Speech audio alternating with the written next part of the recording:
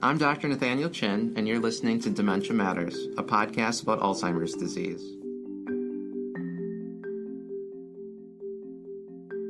Dementia Matters is a production of the Wisconsin Alzheimer's Disease Research Center. Our goal is to educate listeners on the latest news in Alzheimer's disease research and caregiver strategies. Thanks for joining us. Welcome back to Dementia Matters. Today, I'm joined by Dr. Gordon Giles, Professor Emeritus at Merritt University in Oakland, California. Dr. Giles is an internationally recognized expert in the field of neurological rehabilitation, whose research focuses on understanding how people think and function in daily life and identifying the most effective ways to support individuals with varying levels of brain function. He was a senior occupational therapist at the first behavioral disorders program for brain injured people in the world. He also developed one of the first publicly funded long term neurobehavioral programs in the United States, and his work has served as a model for subsequent programs worldwide.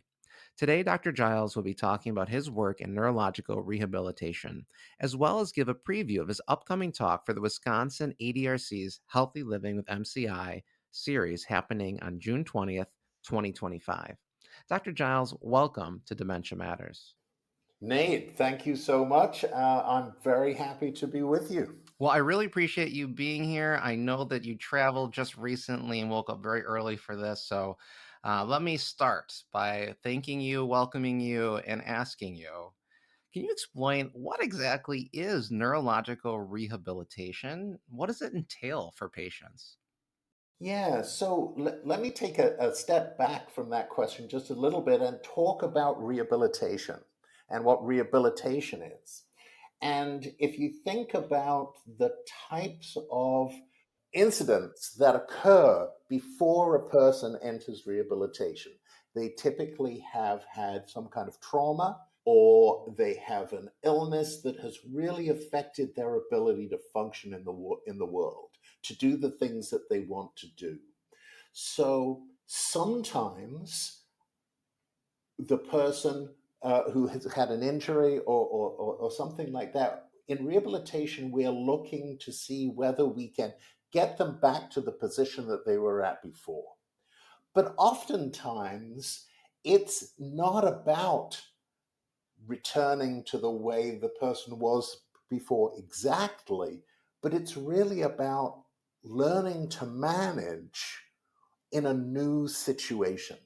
So if you think some people have had a stroke, some people have had a spinal cord injury. For many people, for example, who have had a spinal cord injury, the part of their body that's not working is not going to start reworking again. And so what we're looking at generally in rehabilitation is adaptation. So we're encouraging the person to adapt to changes that may or may not be permanent. And so we're looking at different ways that we can get the person back to doing the things that are really important for them, the things that they want to do in their life, the things that make life worth living, that are really valuable. And really that process is adaptation. And everybody adapts, right? We've all adapted to things. I'm now 67 and I can't do certain things. I'm not running up hills anymore. I've had to adapt to changes in my in my ability. But sometimes in rehabilitation, the amount of change that we have to go through is so large that we need coaching.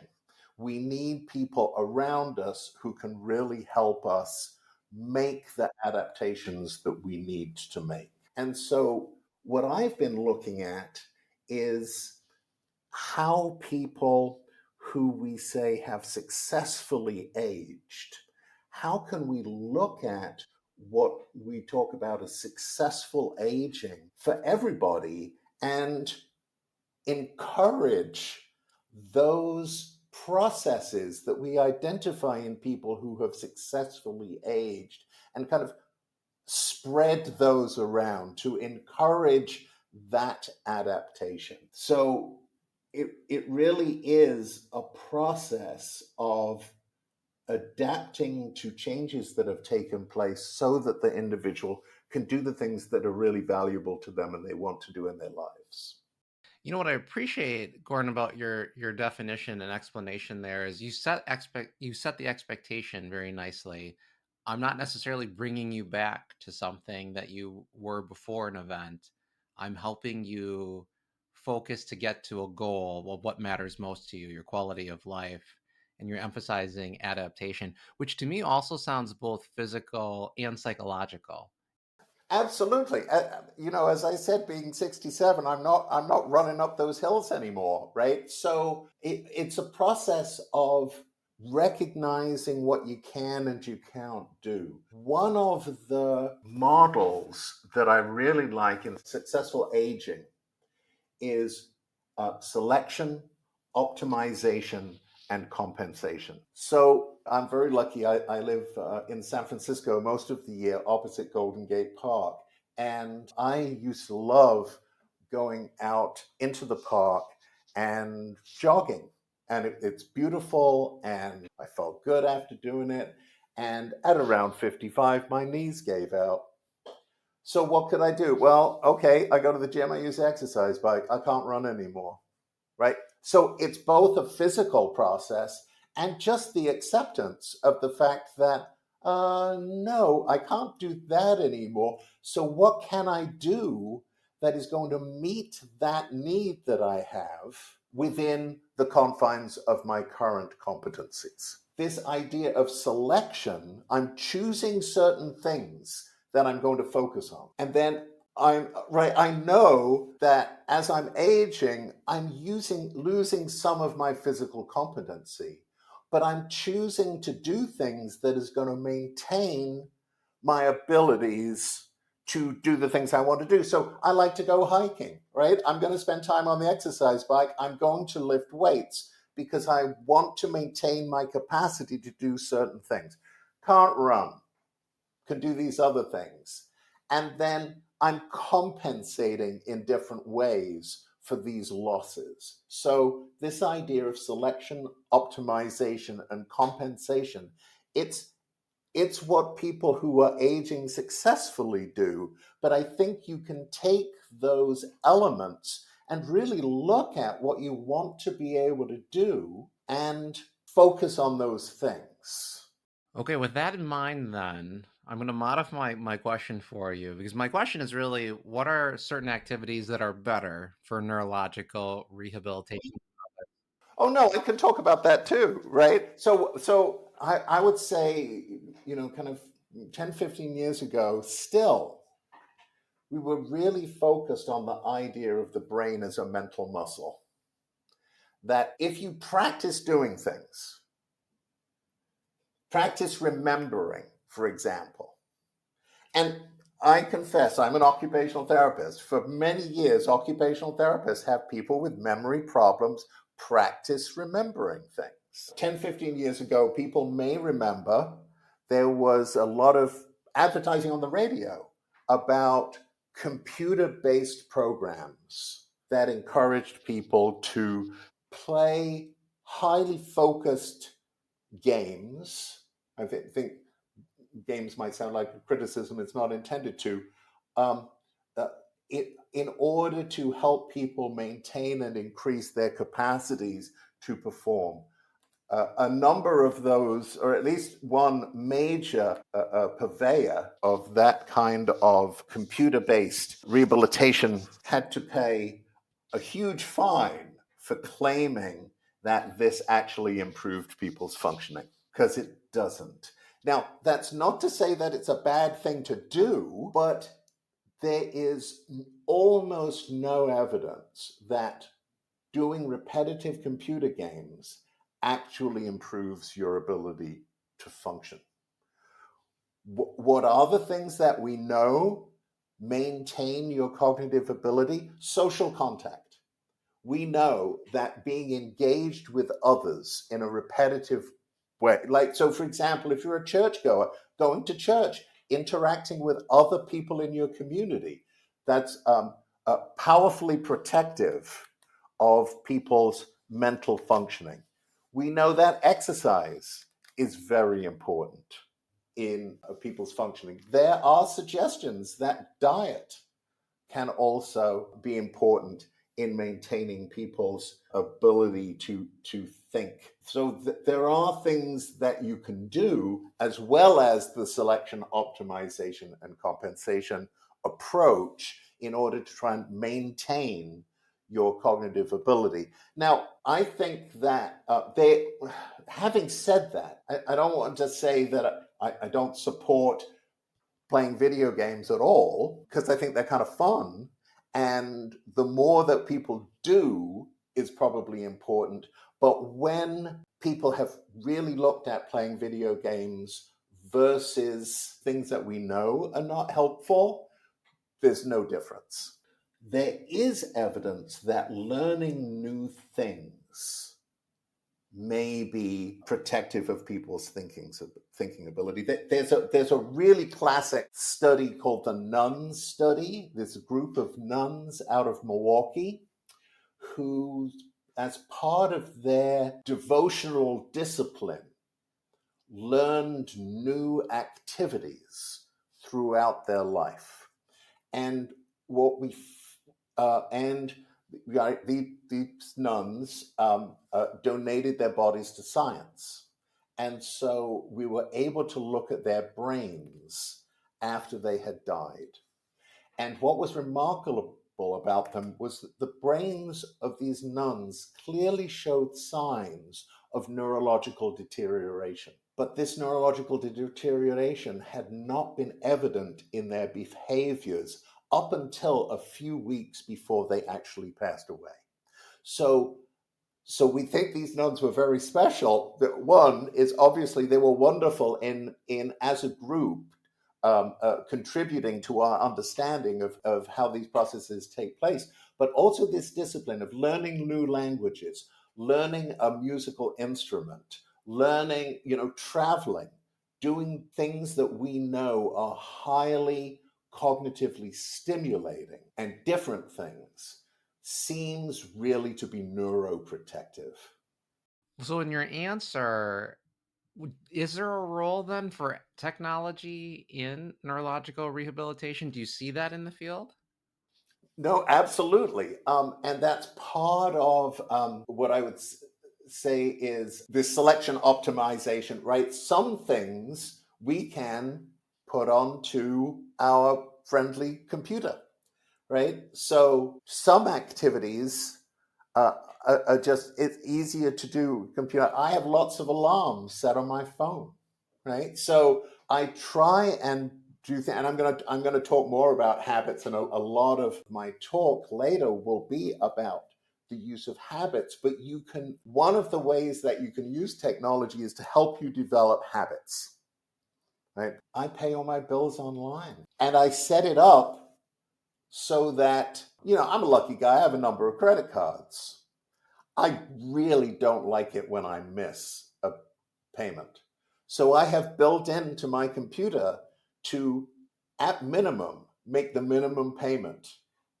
So I'm not going to make a mistake, right? I'm not going to get a $35 charge for missing a payment. And my computer is going to take care of that for me, my banking program. So there are lots of things. You can take notes on your phone. You can set lots of alarms. There are lots of apps. Whatever it is you want to do, there's an app for it. And you can get that app, and it can really help you. One of the studies, I have worked a lot with people with very severe memory impairments. And one of the things that we have used smartphones for is to help people develop habits. So we'd set alarms, and the alarm would go off every day, and the person would respond to the alarm. And after 2 or 3 months, they don't need the alarm anymore because they've developed the habit. So the smartphone has been an intermediate, right? Rather than have somebody say, okay, take your medications now, the phone has made that action. And then we know, because we're human beings, that the more you do something, the easier it gets, right? So if you think about, and this is really back to habits, but you think about driving a car. I don't know if you could, it's a long time ago for me, but I remember having a driving lesson, being bathed in sweat at the end of an hour. And right, I could look out the windshield and point the car in the right direction, and I could change the gears, and I could use the turn indicators, and I could steer. I just couldn't do them all at once, right? And unfortunately, one of the things about driving is you have to be able to do all of these things together.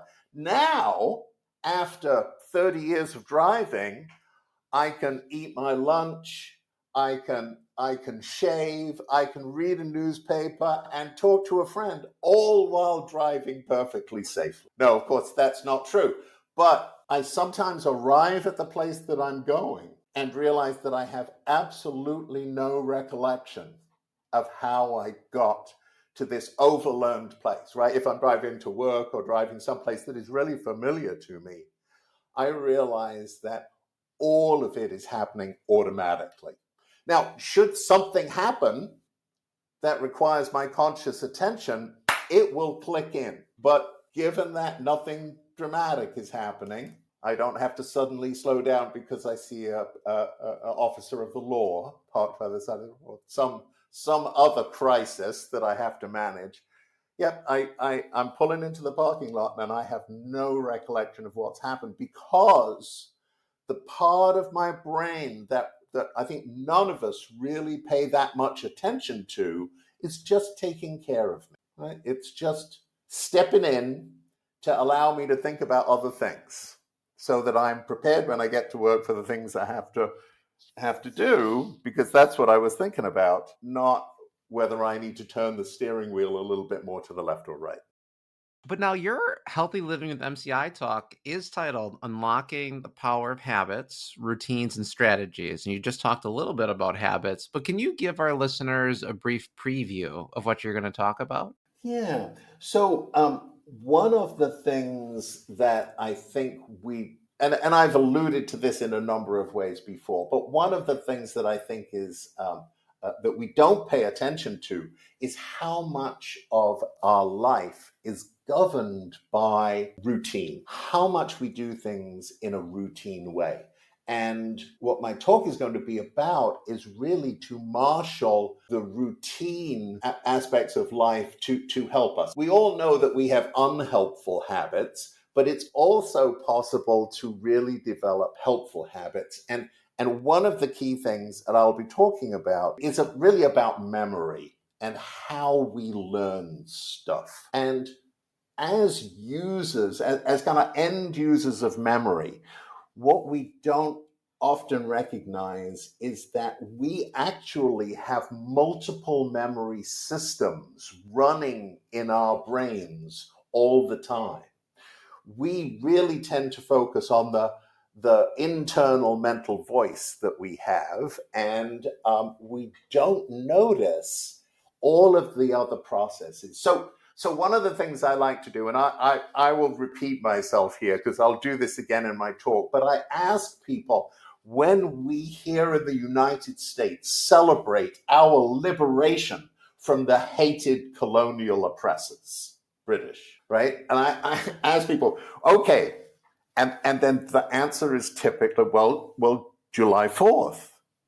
And I say, okay, when did you first hear that information? And typically, nobody knows. That's because that knowledge, we actually call it semantic memory, is built up over multiple repetitions in all kinds of ways where the individual instance of that memory creation has been lost, right? We don't remember the individual instance, but we remember the fact of July 4th.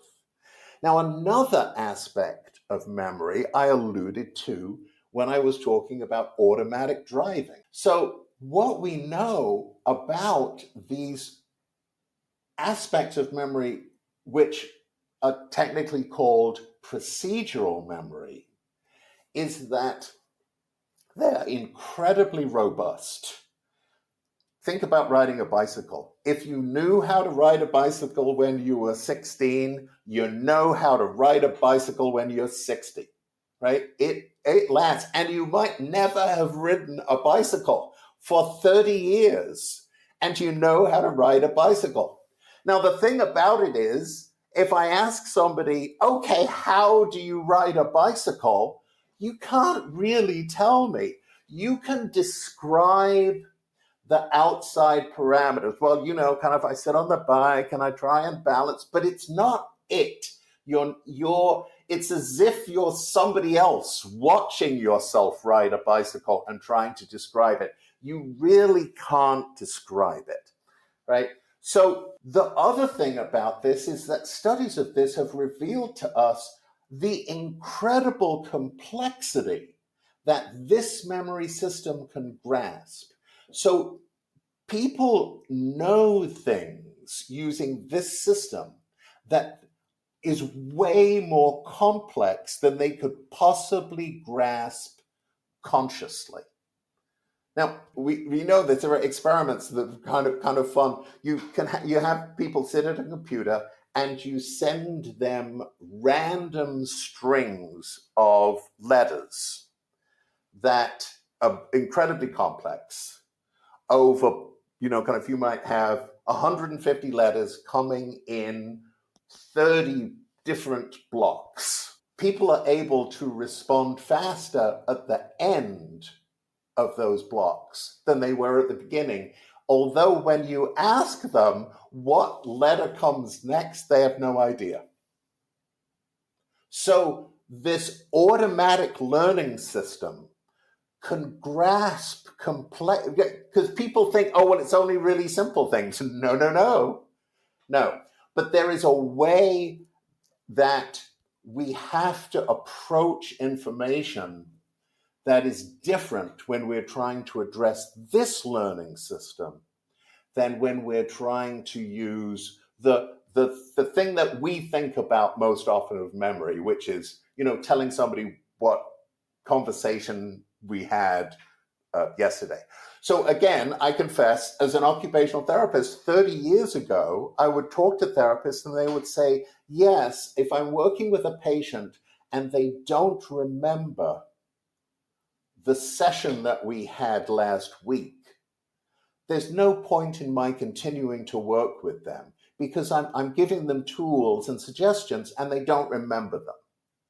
Well, we now know that that is rubbish because the fact that an individual can't remember an individual event does not mean that they can't benefit from the practice that occurred during that treatment session.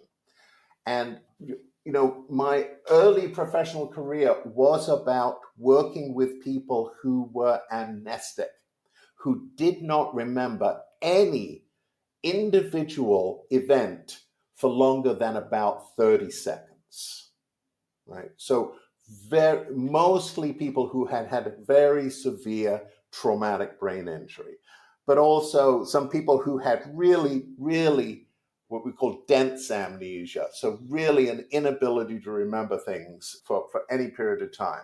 And what we worked out is that if you set up the environment so that what you're trying to teach happens over and over again, the individual can learn. One of my earliest patients that I worked with was, because I initially worked with people with behavioral dysregulation, and he had been an Olympic class swimmer, or he was 6'6", and oh my God, he was huge, and he was very, very upset that people were not helping him recover because he'd had this very severe brain injury and he really didn't remember anything for more than about 30 seconds.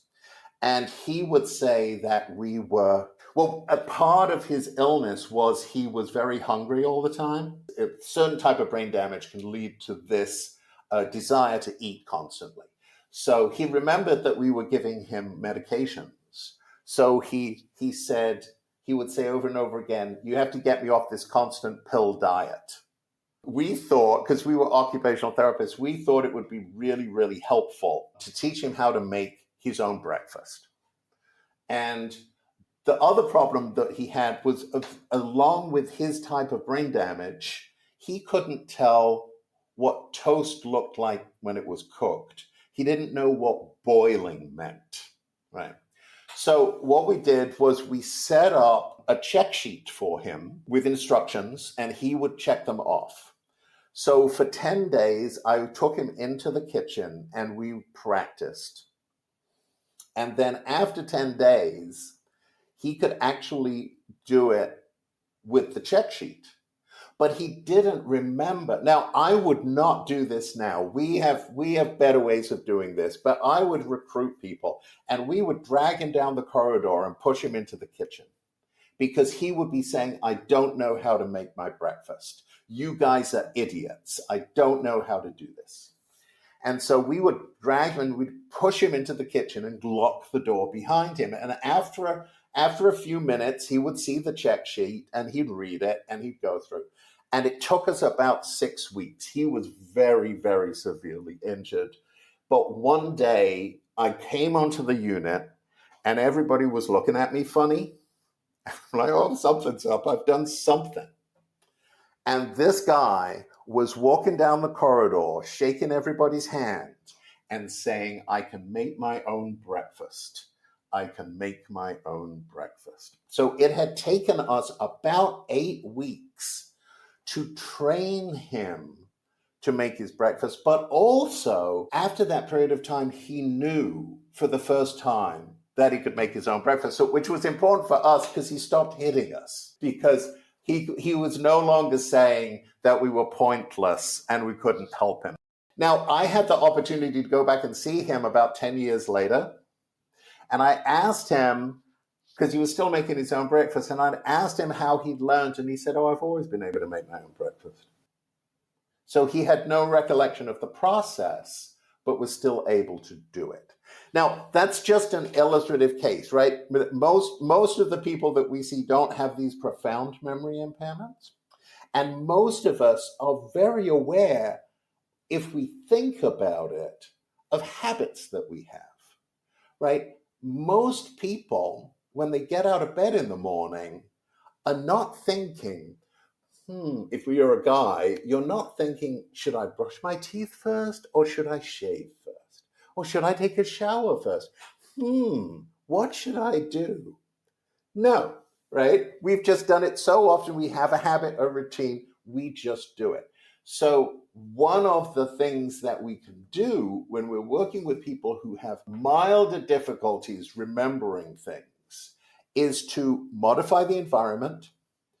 So, for example, if you want to learn a new thing, one of the easiest ways to do that is to pair the new thing you want to learn with an old habit you already have. So, yes, you're walking into the bathroom to brush your teeth. Put the medications right on the same shelf over the sink, right? So you're walking in, you're going to see them, right? Now, after a little while, you'll have just developed the habit of taking your medications at that time. You will no longer need to have them in that place. I mean, it's helpful, but you won't need to, right? So studies say that habits develop, it's variable, but it usually takes between 3 and 6 weeks for people to develop a pretty robust habit. So we can pair habits, we can use smartphones, we can set up things that trigger us to behave in a certain way. And then as time goes on, those triggers, the things that cue us in the environment to do certain things, become less and less important because we internalize them, like riding a bicycle. You pick up the bicycle, you know how to ride the bicycle, right?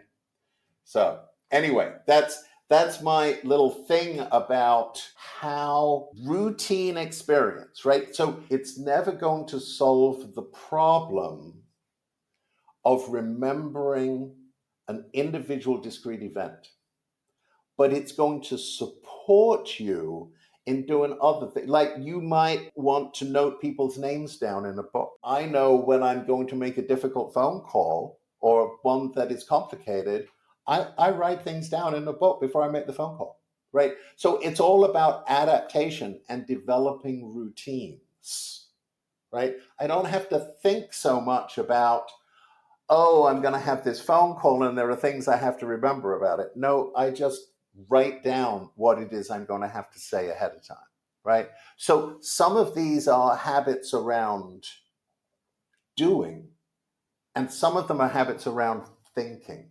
You can develop thinking routines as well as doing routines.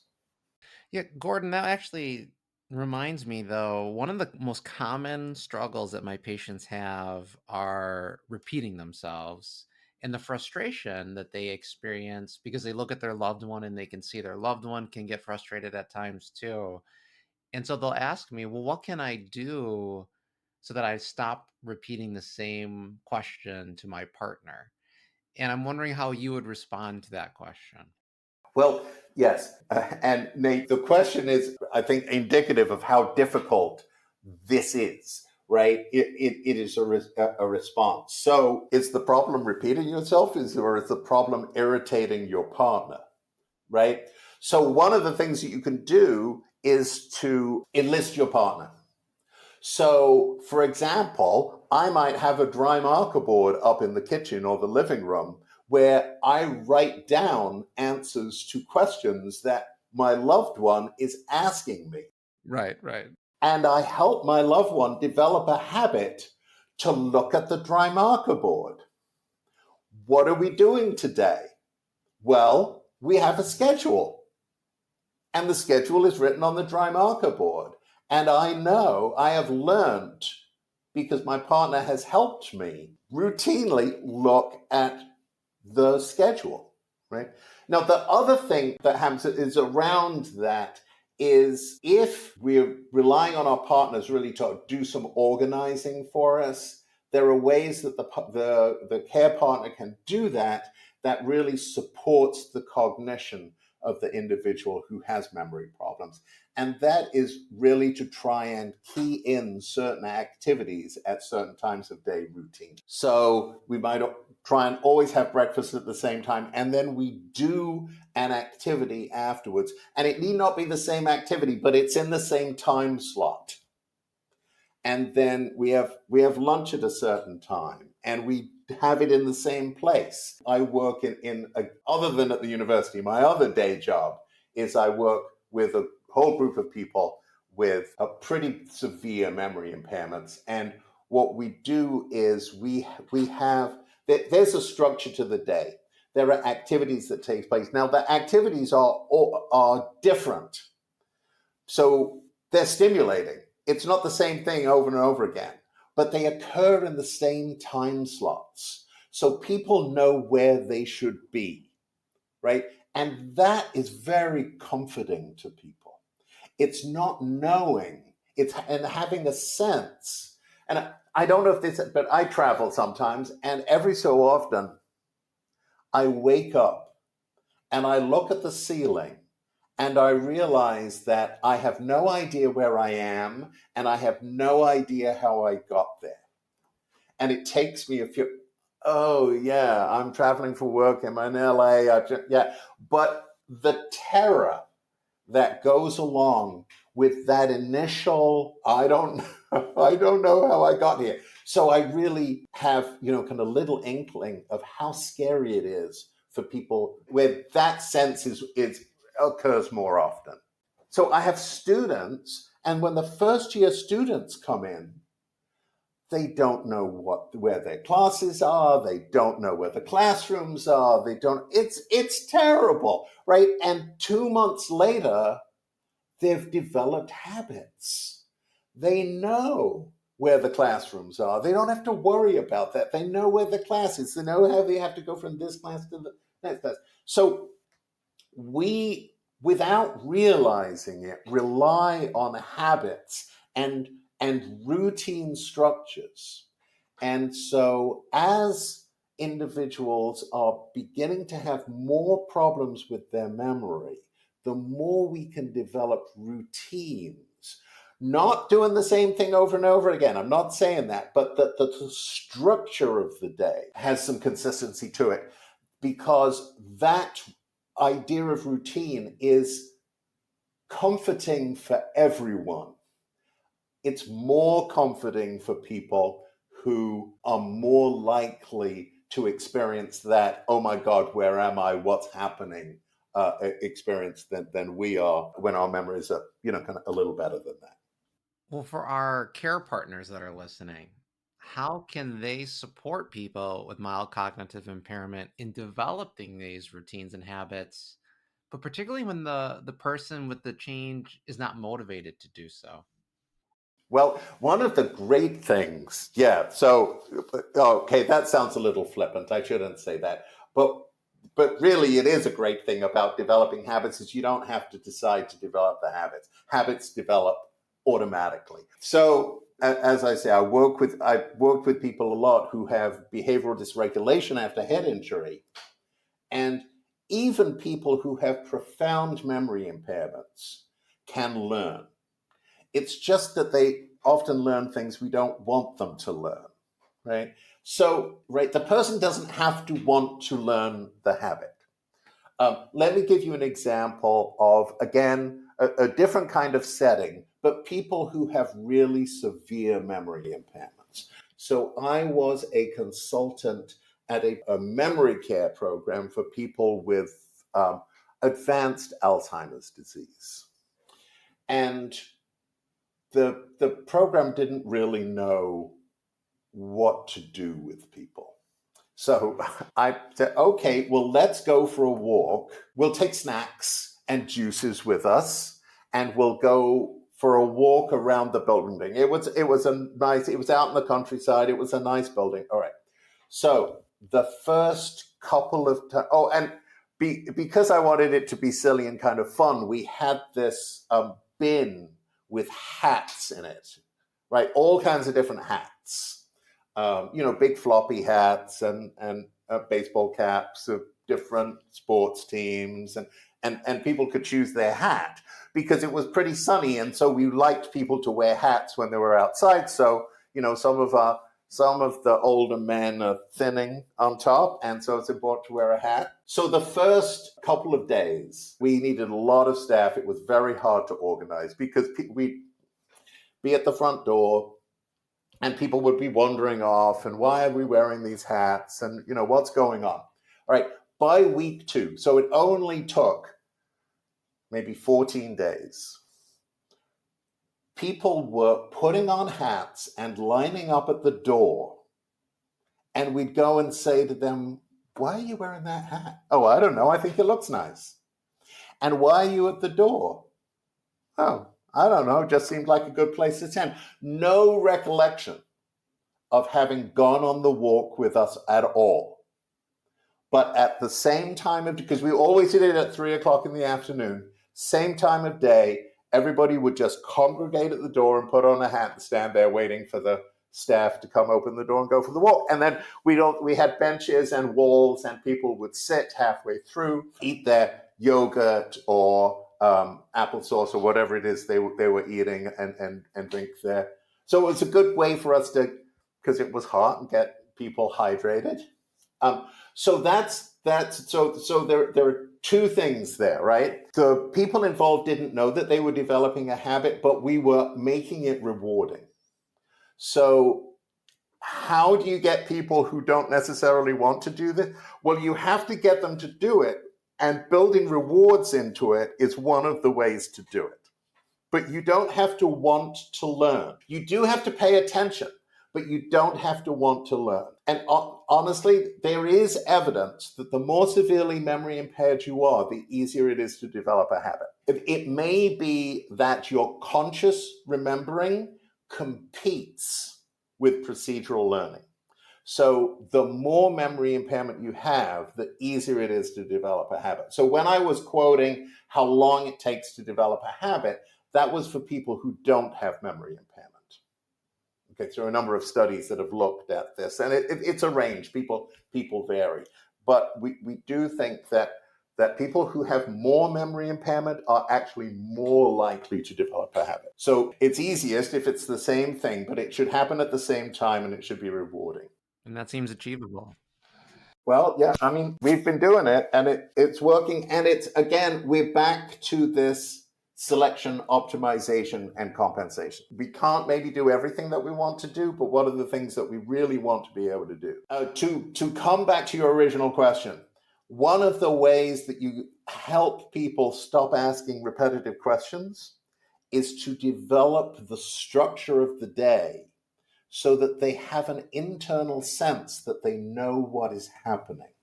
And that just reduces the person's anxiety. The repetitive question is really about an internal sense of discomfort, that I'm stressed because I don't know what's happening around me. So the more the person can get that internal sense that they know that what's happening, the less likely they are to reach out for reassurance all the time, which, can be very, very difficult to manage.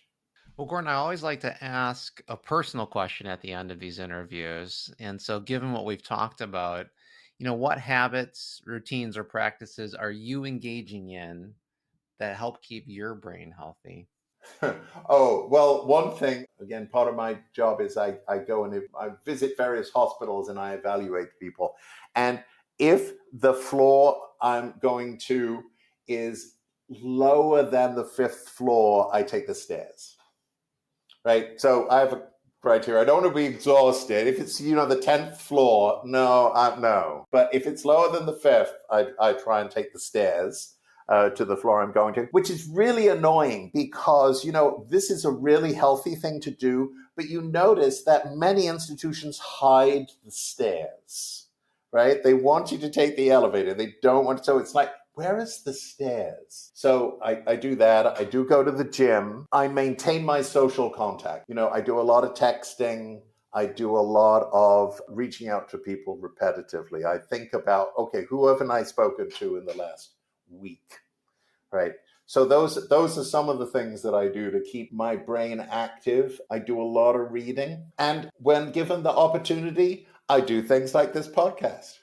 Well, that's a perfect way to end, Gordon. I appreciate you being on Dementia Matters today. And again, for our listeners, Dr. Gordon Giles will be on our ADRC's Healthy Living with Mild Cognitive Impairment series on June 20th of this year. Gordon, thanks for being here. It's been my pleasure, Nate. Thank you very much. If you want to hear more from Dr. Giles about how habits, routines, and strategies can help people function better at any stage of life, please join us for the second Healthy Living with Mild Cognitive Impairment education program of the 2025 quarterly series.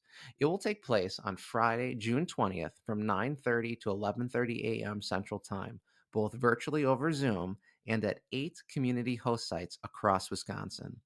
Find more details and information on how to register at adrc.wisc.edu/MCI. Thank you for listening to Dementia Matters. Follow us on Apple Podcasts, Spotify, or wherever you listen, or tell your smart speaker to play the Dementia Matters podcast. Please rate us on your favorite podcast app.